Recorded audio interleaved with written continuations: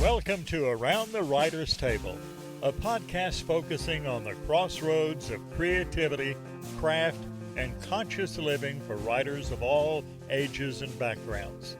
Your hosts are Gina, Melody, and Kimbu, three close friends and women of a certain age who bring to the table their eclectic backgrounds and unique perspectives on the trials, tribulations, and the joys of writing. So pull up a chair and get comfortable here around the writer's table.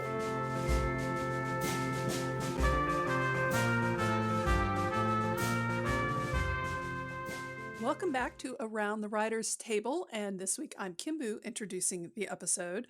We've got a really interesting episode lined up for you today. I'm really happy that we're finally getting to this point because I've been looking forward to it. We are interviewing one of our co-hosts yet again. Part of our whole plan to get you familiar with who we are and what we like to talk about. Melody A. Scout is going to be giving us some insights into her own writing process and her views on writing as a creative endeavor, and wrapping that into her experiences with plant spirit medicine, which she is an expert in. We're going to get into that a little bit too. And also talking about her experiences writing her book, Soul of the Season. So a lot lined up on deck. I want to get to it as soon as possible because we have some great questions for her. So I'm going to hand it over to our other co-host, Gina Hogan Edwards, and she'll give us a little bit of insight into herself, and then we'll just hit the ground running and get on with the show. Gina? Thank you, Kimbu. It's great to be here today. Glad to have you all listening. I too have been super excited about this episode to be able to introduce you to my friend, Melody A. Scout, and for you to get some insights into the process that she engaged with in creating her wonderful book, Soul of the Seasons. So, Melody, the first question that I have for you today, I'm always really curious how writers first got into the practice and the process of writing. How old were you, or what were the circumstances around you first deciding that you were going to be a writer or wanted to be a writer? So this was a curious question for me because honestly, um, I really didn't do any serious writing till I was well into my 40s. But when I looked back on it, I remembered being fascinated with the writing portion of my homework in grade school. I loved the way my handwritten words felt on the paper, and that was really cool to me. I remembered that spark about it, but I never thought I'm going to be a writer when I grow up. So the other time when I looked back was when I was in high school, and I was one of the writers on the school paper. And I even had a dream back then of being an investigative journalist. And that poof went by the wayside, and marriage and babies and all that. And I just rediscovered that recently of that long dream I had. So I would say it's been hanging around me for a long time, but waiting for me to really be in the place where that was the craft that I wanted to pursue. I get that completely. Like you, that calling, that urge, desire, need, however you want to frame it, I felt was always swirling around me. And like you said, the circumstances had to be right, the timing had to be right, the inspiration had to be right. And so I'm glad that the inspiration hit you when it did. And I have another question related to Two that for questions in a Kimbu. row? I'm not sure we can deal with that, Gina. No, You're going to, I'm going to let you oh, take it and I'll come back all to right, mine. I'll go ahead. Um, so I'm kind of diving off of the urge to write and into something else completely different but related, which is what your book is about. Soul of the Season is an explanation and a deep dive into your experiences with plant spirit medicine. And one of the things I've noticed that when we talk about it, like you just say, well, and then I decided to study plant spirit medicine. And it's kind of like, and then the Fire Nation attacked. It's like just, oh, out of nowhere, you decided to devote your life to this. Okay. So I really want to know, what was the inspiration for you to basically give over to this very, and you did intense study. This wasn't like you got a book at a bookstore. You went and studied it. So give us a little bit of background on that and the reason you committed to it the way you did. Well, thank you for that question. And so the Fire Nation attacked actually is the perfect answer to your question because I did feel at the time uh, I opened a door when I read a book called Plant Spirit Medicine by Eliot Cowan, um, that that I stepped into a journey I could not step out of again. And recognizing that, as Eliot was fond of reminding us, everything has to do with everything, and how he taught us. I read the book and I said, I'm going to go find out about that, what that means. Because I've been a plant lover my whole life. I'm a gardener, I'm a landscaper, I'm a landscape designer. Like, I can't get away from plants. And if you want to get me going and not shut me up, just ask me a plant question. I'll vouch for that. So, I'll but vouch this for that. was, Yeah. yeah. Yeah. But this was something, a totally different approach. And Eliot based his plant spirit medicine practice on the five element medicine, which is an aspect of traditional Chinese medicine, and its approach that says everything in life has a specific quality to it, a specific season to it, a specific color and tone, and those all rotate and go through their cycles throughout your life and your relationship and your jobs and everything in life. Like the earth, everything in life is subject to the seasons of the earth. And so in our inner lives, in our inner landscapes, we are also subject to the seasons of life. And that fascinated me because I knew from when I was little, everything was connected. And I could see these patterns that connected um, nature with other aspects of nature, and how the trees and the plants work together, and how the wildlife depended on all that, and how we depend on all of the rest of it. But until I studied plant spirit medicine, I didn't have um, a container Mm. to hold that wisdom and to understand it in a way that made it not only satisfying intellectually for me, but it was grounded and practical. It made sense to me.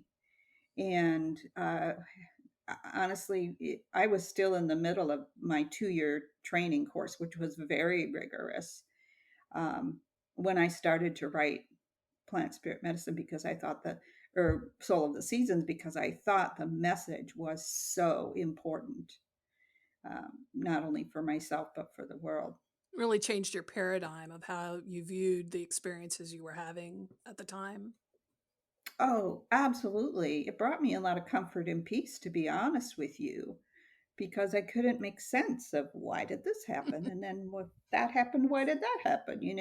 But it all brings it all together. And like, oh, of course, spring moves into summer, and the element of wood moves into fire because it's fuel for the fire. And why I feel angry, but then why do I feel happy when I let go of my angry? You ever heard of make up sex?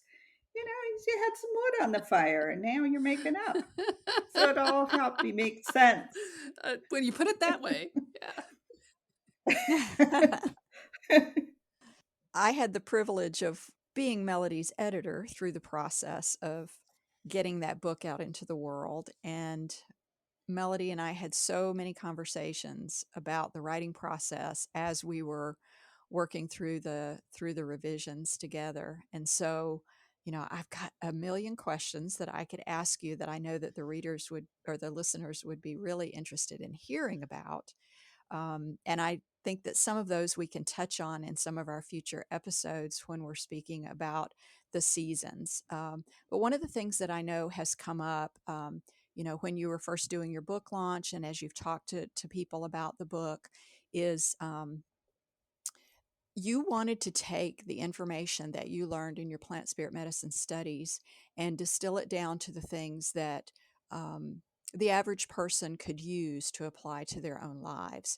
And I think one of the challenging pieces of that is helping us understand the the natural seasons compared to the seasons in our lives and recognizing that these are not necessarily running in parallel with each other. So can you speak to that a little bit?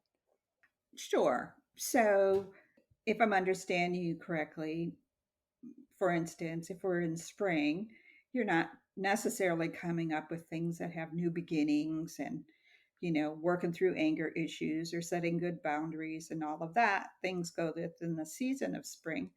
Um, and that is true because these seasonal passages are ongoing. And to be honest, they're all going at the same time. If we are stuck in any one season exclusively, we will create imbalance. Hmm. And so, even in nature, however, there are seasons within the seasons. The season of spring is very different coming out of the January thaw than it is when it moves into the heat of summer. There's a different space in there. Now, as far as going through these passages at the time of the year, I will have to affirm for myself, as I have been immersed in this medicine now for over 10 years, that I am going through some personal life passages in those particular seasons. And I think it is just a way of becoming at one with the natural world that we are all a part of. But just because you may be, there's a lot of joy in spring for me too. It's one of my favorite seasons. I love the new growth. It's like a Christmas present every day when I go outside and see the plants and, oh, this one's blooming and that one's got new leaves. And, you know, I can cut this pack. It's all like, uh, filled with joy for me as well. But, each season has something to teach us. And when we are in balance, we hold all those seasons equally, all moving Mhm. with each other. I don't know if that makes sense to you.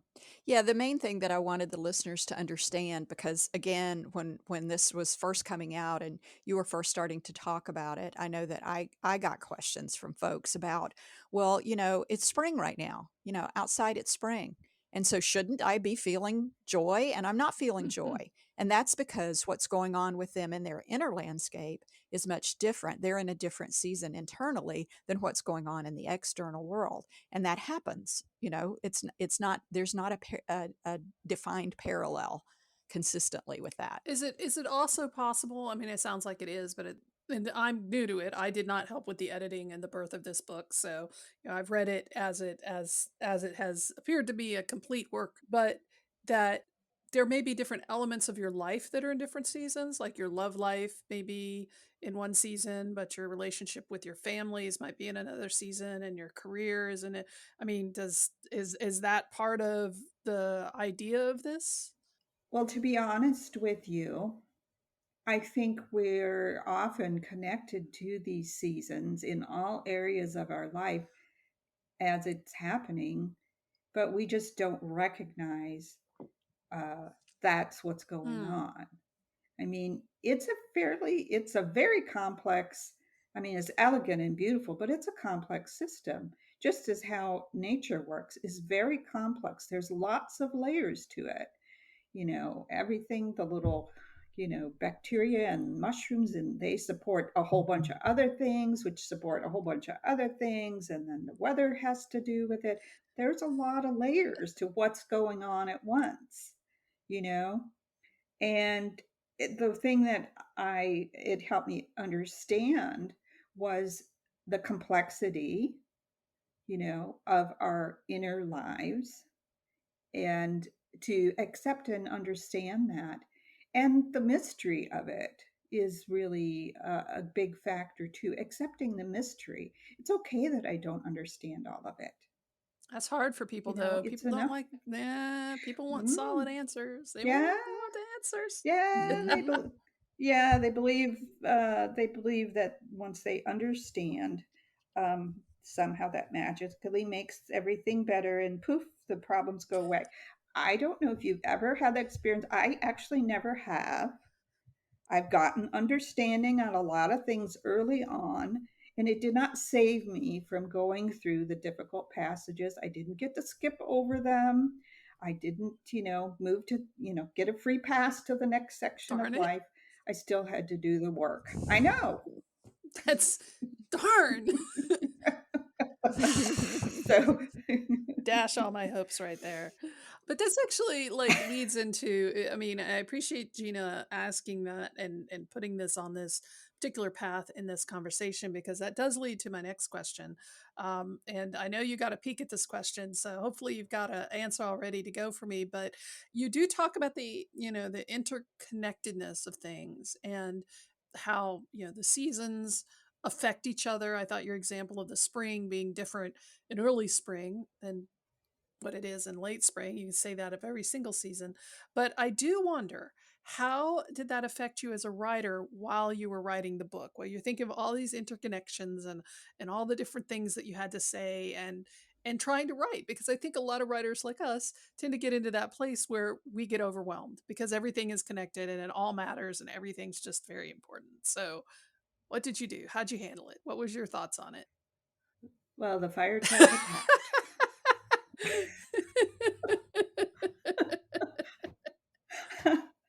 Had I known, this is happening with more of my writer friends than I know, had I known what this would ask of me before I started, I might not have jumped in with both feet quite so enthusiastically, because it couldn't help but work me and show me where all my imbalances Mm. and misperceptions and misunderstandings about life, about my relationships, about my work, about my own value and self worth.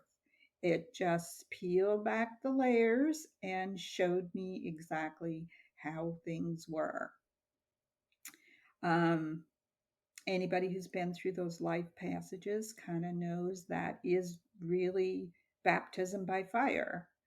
Yeah, and but it had such a deep, it landed with such a deep anchor inside of me. The medicine did. I realized recently I just absolutely fell in love with the medicine when I met it. I never had that kind of relationship with a modality Mm. before. And I was hooked. And I tried to, I mean, I went through shit. Um, I moved 5 times during the writing of the book. Was uprooted constantly. I lost 75% of my income within the first 3 weeks of starting, my 2-year training process. Eh, so I had financial challenges the whole Mm-hmm. time.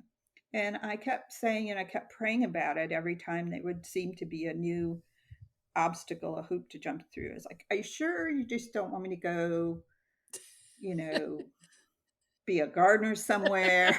I could just do that. I'm okay, really.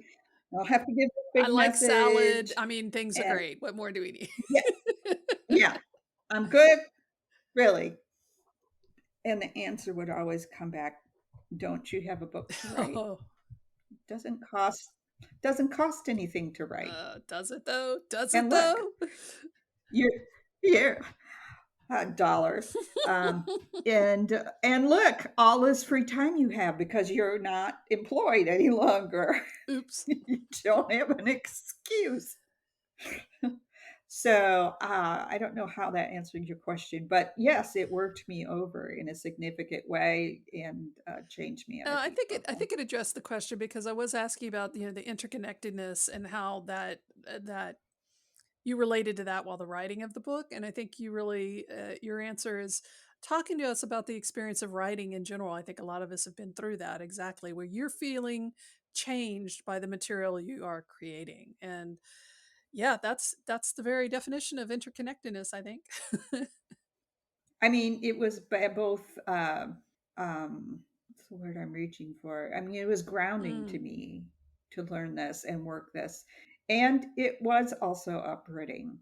But the groundedness was much stronger. I mean, you know when you know when you know, and when you are connected to truth. So, in some of our future episodes, I know we're going to talk more about these individual seasons that we go through. But I wondered real quickly, just for folks who might not be familiar with five element theory and plant spirit medicine, to share with them some things from the back of the book, just to give them a better perspective of what your book and what your work is about. Um, so, just briefly, Soul of the Seasons offers timely and practical ways to gain fluency in the language and the expression of the emotions, create powerful ways to correct old patterns and form new habits, build inner trust, resiliency, and self confidence, find and embrace your authentic self, and identify and shift emotional, psychological, and spiritual blocks.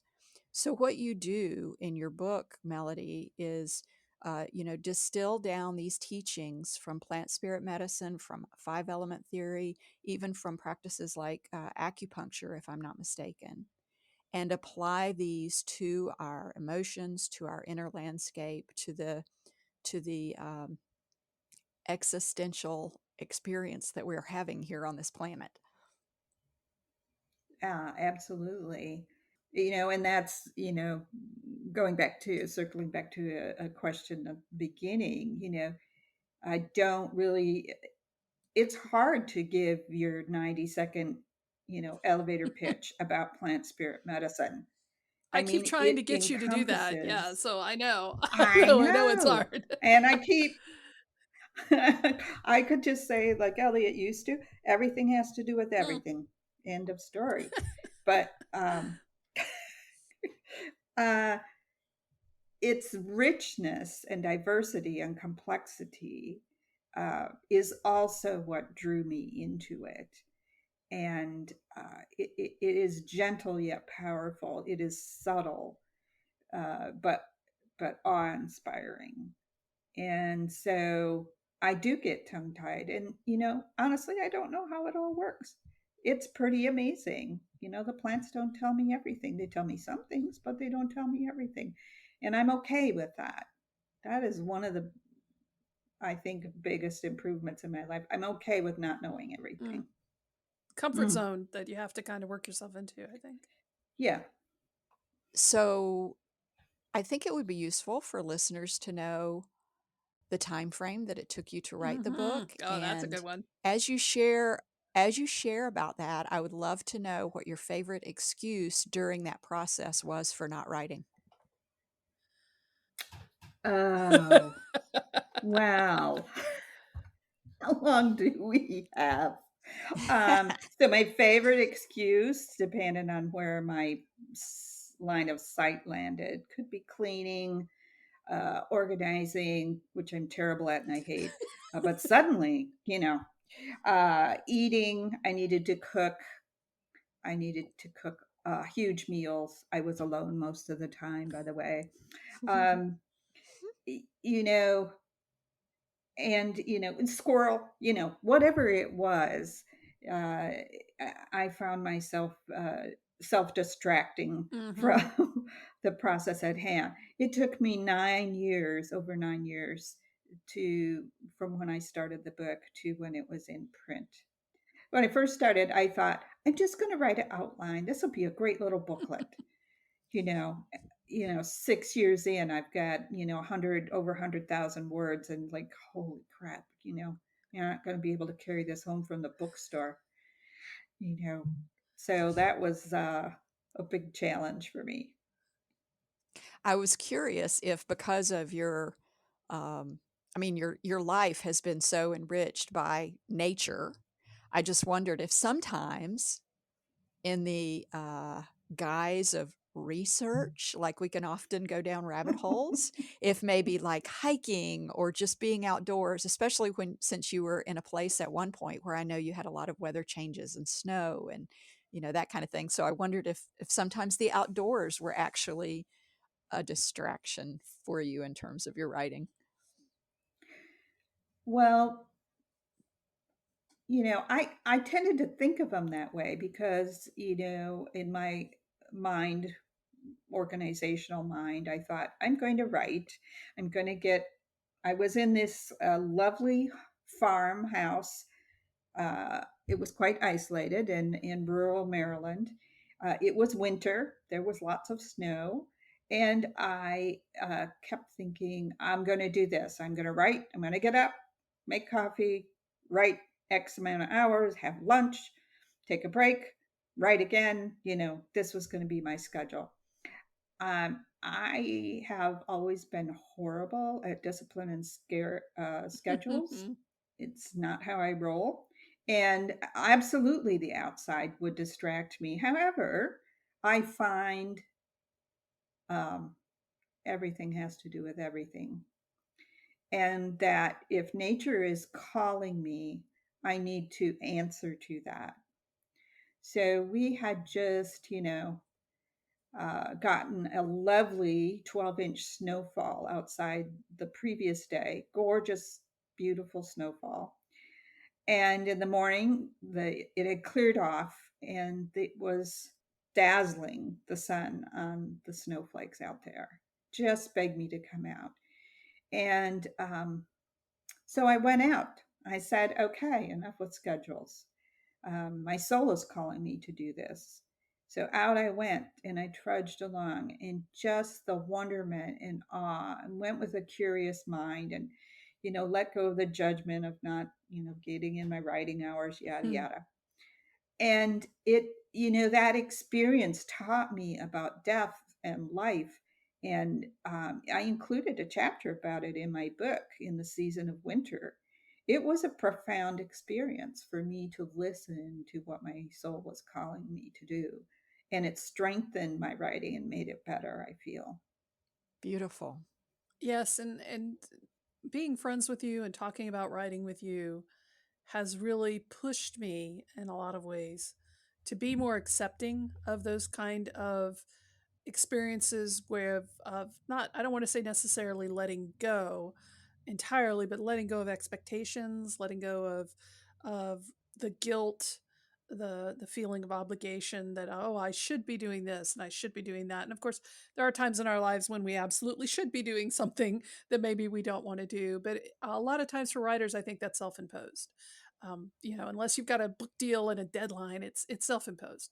It's like, I should be hitting this many words a day. I should be on chapter 7, but I'm only on chapter 5. And talking with you about the seasons has taught me a lot about that, because when I've run into situations where I'm feeling forced or I'm feeling very, I don't know what, a bottled up energy, like getting ready to explode, I'll just think, maybe just step back and see how you're really feeling about this instead of just layering it over with these external or even, internal expectations. So it's been a very valuable experience for me to hear about your experiences with writing this book, because I know a lot of writers will look at that and go like, 9 years to write a book. Well, sometimes that's just what's going to happen, and sometimes you can write a book in 6 months, and sometimes you can write a book in 16 years, and so it's just a matter of what the creative process is happening inside of you. So I've really, just to say that I've really valued learning that from you as we've gotten to know each other.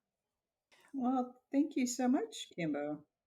I would like to build on that too, in terms of some of the things that I have learned from being around you and around your knowledge of plants and your experience of plants, and helping me appreciate what we have in the physical world in terms of nature.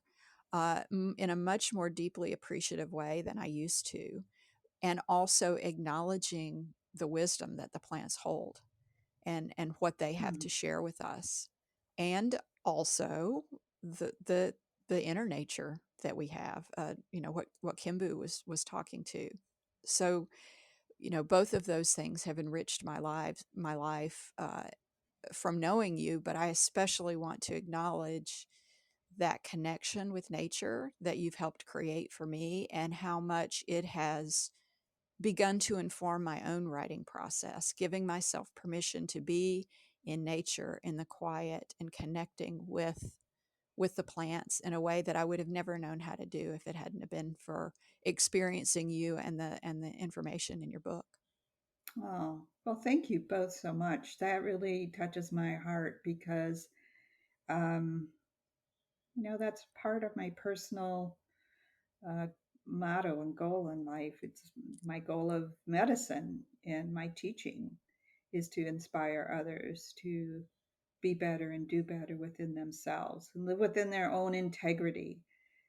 So that's really wonderful to hear. One of my favorite authors and teachers, Robert Ohado, said, expectations are premeditated resentments.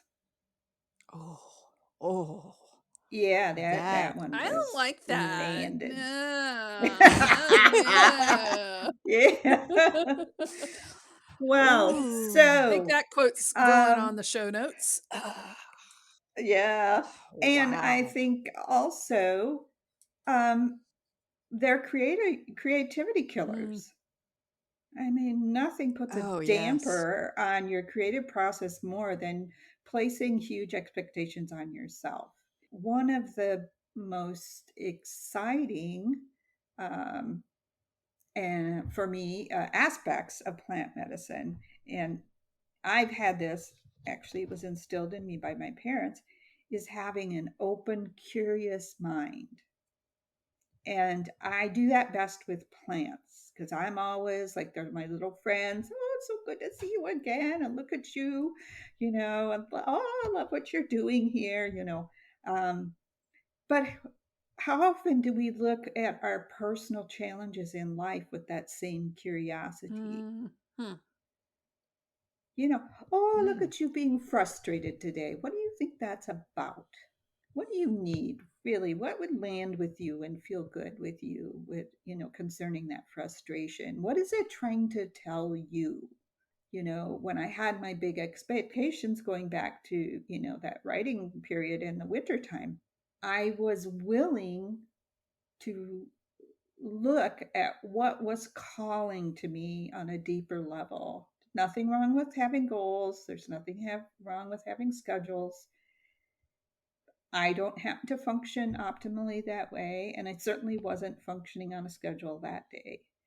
Um, and how many, little gifts, I think these insights that we receive and these gifts of creativity, and uh, how often do they happen when we let go of having to do it any specific way, and maybe even let go of writing for the moment and just go out and give your brain a chance to be open and your mind to be open and be curious.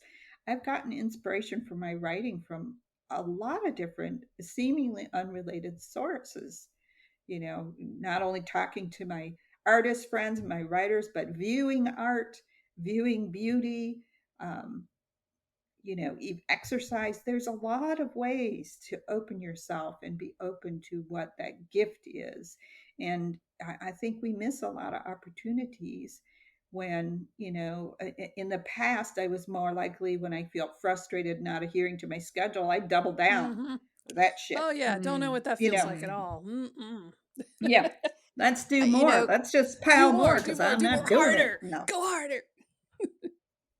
I'm really glad that you brought this particular aspect of the conversation up, because I feel like one of the most important qualities for any writer to have is curiosity. Absolutely, yeah.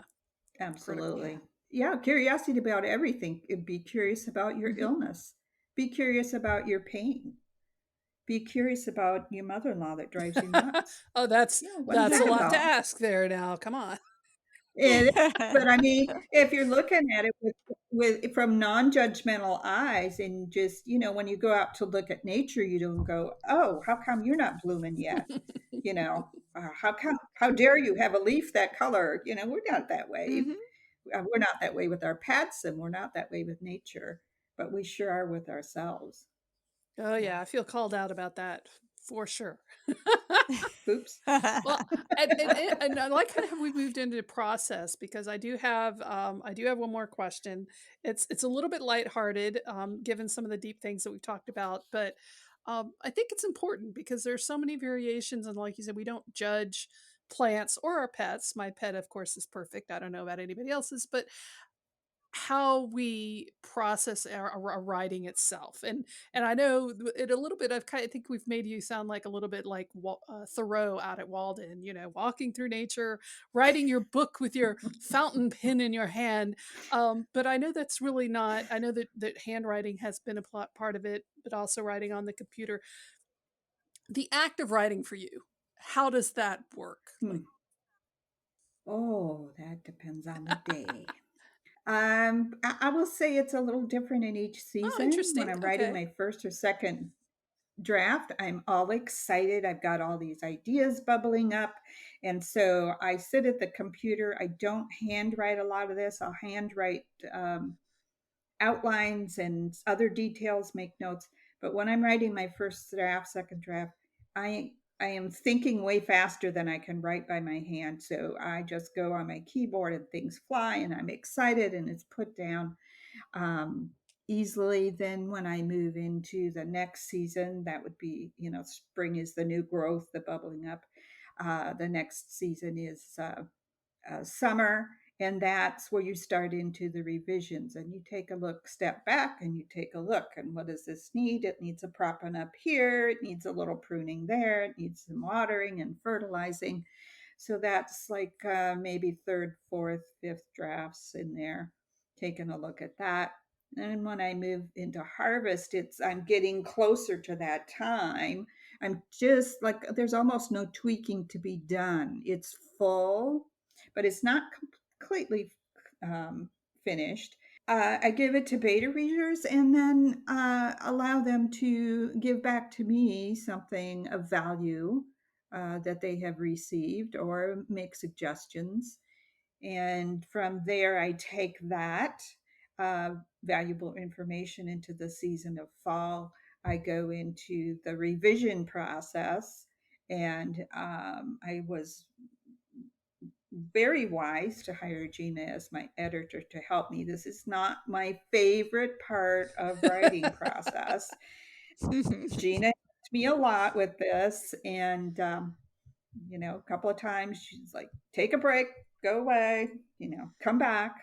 Very wise advice, and then go in, get it done, get out. She would say, "Don't read it over again," because I have a habit of being a Hmm. perfectionist. So I would like change it Mhm. this way, change it that way. Nope, that's not the time to do that. It's time to get it out the door into the material life of the book. The final revisions, which have been challenging to me, but Gina helped me focus, trim away what, wasn't essential to the message, and then you know keeping the core, what is really valuable, and keeping my goal in mind of what I wanted to offer and when I wrote the book. And then moving into the season of summer, you have let this baby go out into the universe. There is some grieving to that process. Postpartum book launch is a Hmm. thing. And I hit it pretty hard after I book came into print and I did a small tour. um, and needed to give pause. And then coming back into the season of winter again, then it's a season of death.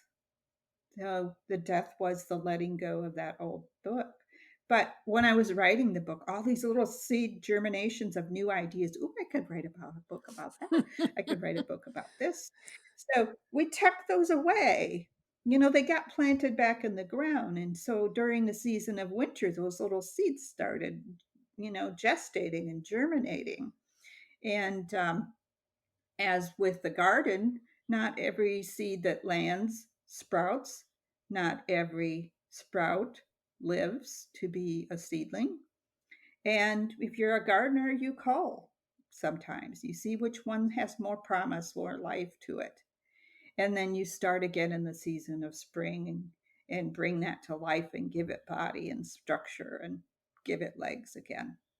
What a great overview and Hmm. fantastic. And I think what a great lead in to what our future episodes are going to be about. Gina, I know you've been thinking a little bit on how we're going to approach this. And, so if you can let our listeners know what they can expect out of the next few episodes where we go a little bit more in depth with Melody about this. Yeah, I think it's going to be a pretty simple sequential process through each one of the seasons. We'll talk about spring and how that's a time for us to remember our visions, to set boundaries, to make quality decisions. And we'll talk about this in terms of how that affects writing and the writing process, and our own inner development and landscape.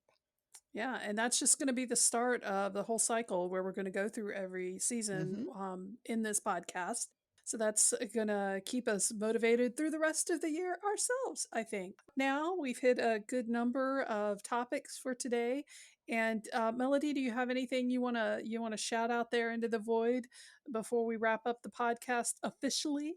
I just want to thank both of you for not only engaging with me on this interview, but also being my support. Gina for a while through the grueling process of writing the book, and Kimbo more recently, and connecting on a deep level about the love of our craft and other fun and exciting things. And I'm so looking forward to talking more in future podcasts. There's just so much exciting material that we have to offer you on each phase that will help support all the writers and any creative person. This applies to Mhm. Yes, any indeed. aspect of creation. So I'm so Indeed. looking forward to it. I am too, honestly, which is not something I would have thought about this topic if you'd asked me, a year and a half, 2 years ago. But I've seen the value of it and the lessons that you've taught me. So I'm really excited that we're going to go in depth on this moving forward. We appreciate you listeners for joining us today, whichever day this happens to be that you're listening to this podcast. And we encourage you to come back to future episodes. I think they'll be very engaging for you, learning a lot as we learn. It's going to be a joint process. And that's it. I think we're done. Have a great day. Thank you, everybody. Thank you. Thanks for joining us around the writer's table. Please feel free to suggest a topic or a guest by emailing info@aroundthewriterstable.com. Music provided with gracious permission by Langtree. A link to their music is on our homepage at aroundthewriterstable.com. Everyone here around the writer's table wishes you joy in your writing and everyday grace in your living. Take care until next time.